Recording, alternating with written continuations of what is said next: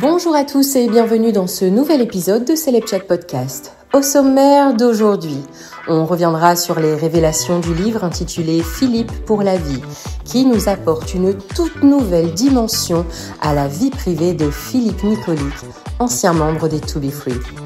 Et puis, je vous donnerai des nouvelles d'Isabelle Nanty, la star de la saga Les Tuches, 5 jours après son terrible accident de voiture. Et puis, après un retour en télé qui a beaucoup fait parler, comme je vous le disais dans l'épisode d'hier, Mathieu Delormeau revient, mais cette fois-ci pour un mea culpa envers un de ses collègues. Et puis, j'ai décrypté pour vous la dernière interview du prince Harry et autant vous dire que ça fait déjà des vagues du côté de Buckingham.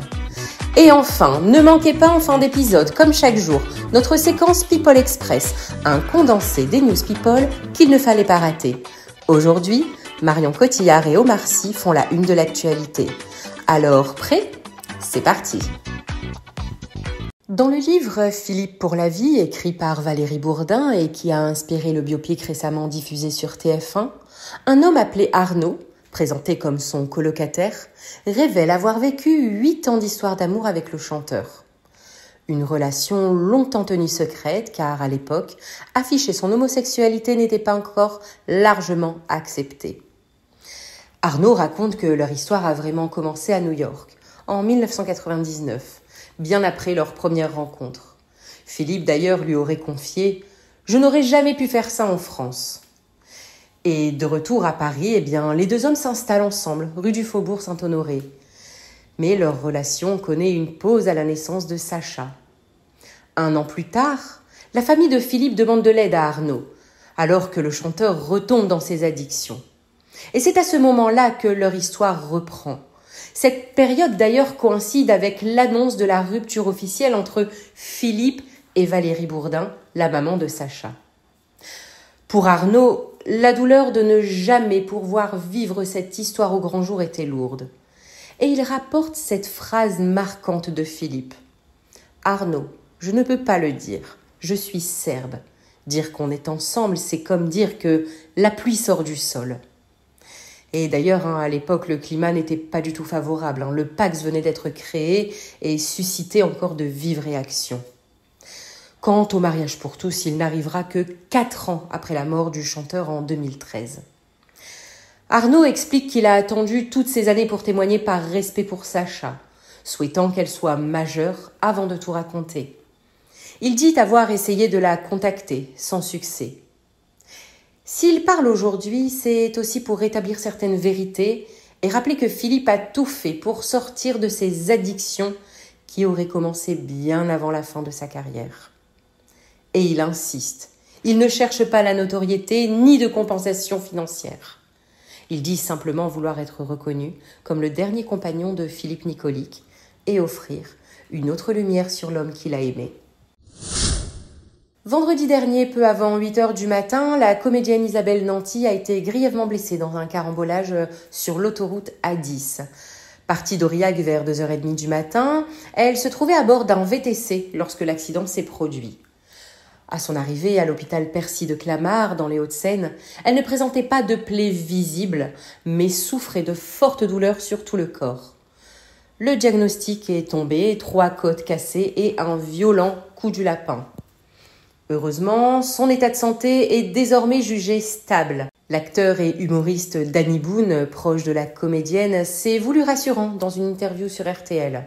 « J'ai eu des nouvelles, elle va bien. » Et il en a même profité pour rappeler avec humour que les rumeurs peuvent aller très loin. « Bon, en mars dernier, on m'a annoncé mort sur Internet. J'ai dû prévenir les gens que j'étais bien vivant. » Bon, même son de cloche du côté de Jean-Paul Rouve, son partenaire dans Les Tuches qui confie aux Parisiens « Ça va.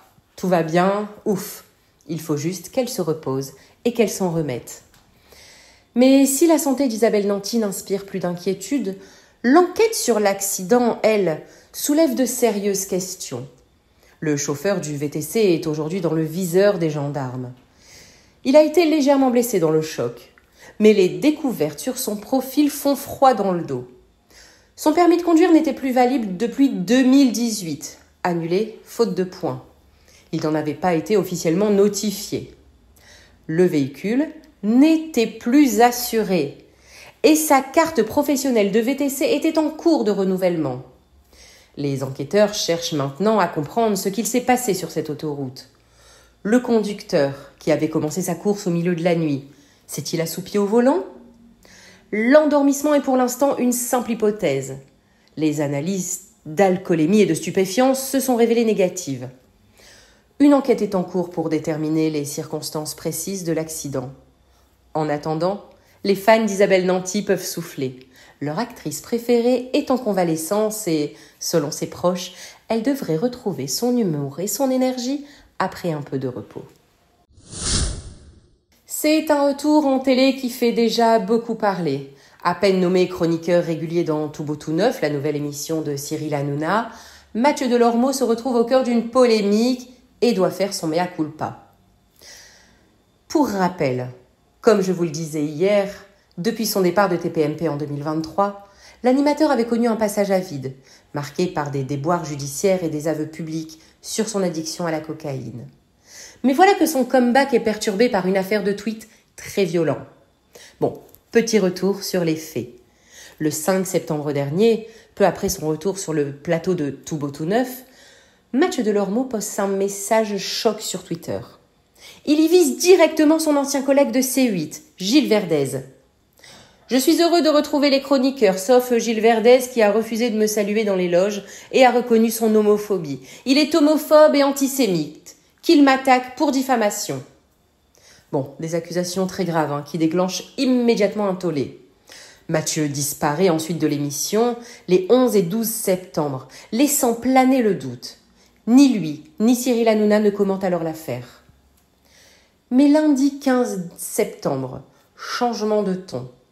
Mathieu Delormeau décide de faire machine arrière et publie un nouveau message sur X pour présenter ses excuses. Voici son mea culpa en direct sur les réseaux. J'ai posté un message que j'ai vite regretté concernant des accusations d'homophobie et d'antisémitisme à ton encontre. C'était infondé.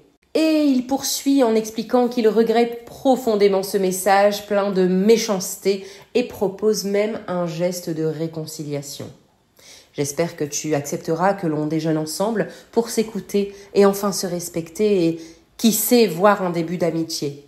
Dans l'attente de ta réponse, je t'embrasse. Un message qui cherche clairement à enterrer la hache de guerre. Mais ce n'est pas tout. Dans le même laps de temps, Mathieu Delormeau avait également choisi de se livrer sur un sujet sensible en racontant, comme je vous le disais hier, sur le plateau, sa lutte contre l'addiction à la cocaïne. Il a révélé avoir été arrêté quand même 2 fois, en 2024 et 2025 en tant qu'acheteur. Une confession bien sûr qui a beaucoup fait réagir sur les réseaux sociaux, partagée entre empathie et critique. Cette séquence marque quand même un double tournant pour Mathieu, son retour en télé après une longue absence, mais aussi un face-à-face avec ses propres excès du passé et ses querelles publiques. Le 10 septembre dernier, le duc de Sussex a créé la surprise en retrouvant son père, le roi Charles III, pour la première fois depuis 19 mois. Cette rencontre très attendue avait fait naître l'espoir d'une réconciliation avec la famille royale. Mais 4 jours plus tard, tout a basculé.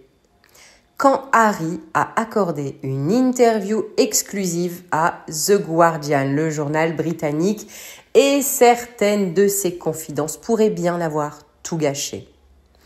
Interrogé sur la sortie de son livre explosif, Harry n'a pas fait dans la demi-mesure. « Je n'ai aucun regret, je ne crois pas avoir lavé mon linge sale en public. C'était un message difficile, certes, mais je l'ai fait de la meilleure façon possible.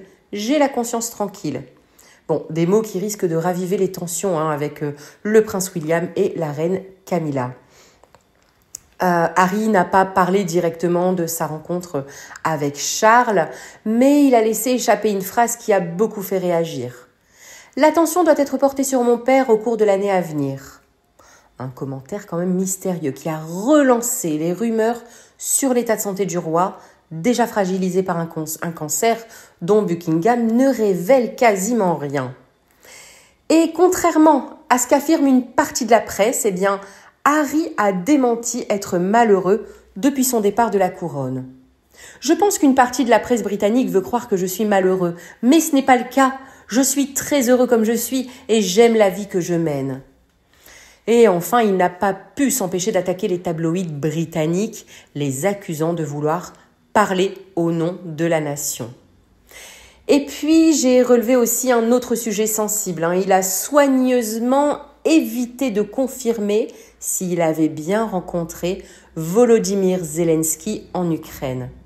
Pourtant, plusieurs sources affirment que cette rencontre aurait bien eu lieu malgré les réticences du gouvernement britannique. De quoi créer un malaise diplomatique de plus pour la couronne. En clair, ce face-à-face n'a pas fini de faire parler. Harry voulait apaiser les tensions, mais je pense que cette interview pourrait bien rallumer le feu. Et maintenant, place à notre séquence People Express, un condensé des News People qu'il ne fallait pas rater. Marion Cotillard était invitée au journal de 20h de France 2 pour parler de sa série The Morning Show, la saison 4, et de son prochain film La Tour de Glace. Mais Léa Salamé en a profité pour lui poser une question sur son récent divorce avec Guillaume Canet après 18 ans de vie commune. Prise de court, l'actrice a répondu sobrement « Merci, ça va, et vous, ça va ?» Un moment qui a beaucoup fait réagir sur les réseaux sociaux. Certains téléspectateurs ont jugé la question indiscrète, quand d'autres ont salué le style direct de la journaliste. Pour rappel, Marion Cotillard et Guillaume Canet avaient annoncé leur séparation fin juin dans un communiqué, en demandant bien sûr le respect de leur vie privée et celle de leurs 2 enfants. Cette séquence, vous pourrez la retrouver sur Instagram, Celeb Chat Podcast. Et puis Omar Sy se confie dans 7 à 8. Installé entre Paris et Los Angeles avec sa famille, l'acteur assure subir beaucoup plus de racisme en France qu'aux États-Unis. Il revient notamment sur les polémiques autour de la SNCF, dont certaines accusations étaient fausses, et déplore que dès que son nom apparaît, les tensions s'enflamment. Malgré tout, il reste serein. « Ma vie va bien, c'est leur problème », et conclut avec philosophie que la vérité finit toujours par sortir. Selon lui, le climat politique en France est un peu tendu et les crispations se multiplient. Vous pourrez également retrouver cette séquence bien plus complète sur l'Instagram Celeb Chat Podcast. Et voilà, Celeb Chat Podcast, c'est fini pour aujourd'hui. N'oubliez pas, c'est le seul podcast français qui vous offre un épisode par jour de News People. Merci d'avoir été au rendez-vous hier et je vous retrouve demain bien sûr pour plus de News People. Allez, ciao ciao.